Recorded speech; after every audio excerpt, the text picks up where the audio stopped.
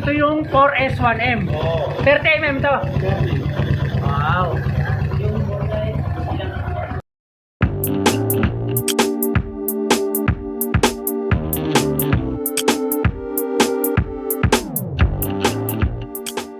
So guys, meron tayong i-test ride dito, ano? Bagong install ng Whitehawk, yung black ng Whitehawk, 63.5mm, yung version 2, tsaka ang naka-install na carb ay yung 4S1M na 30mm.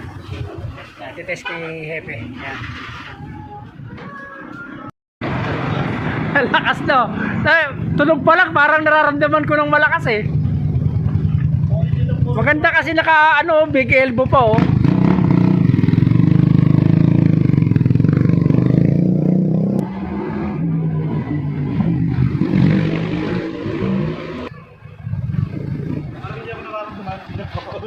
Kasi malakas na kasi yung makina eh. Yan, titest na ng may-ari.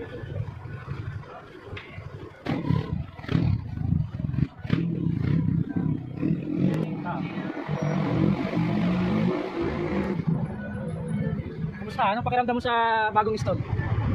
Ha? Nakakapanibago talaga. Malakas na. Ramdam mo yung lakas.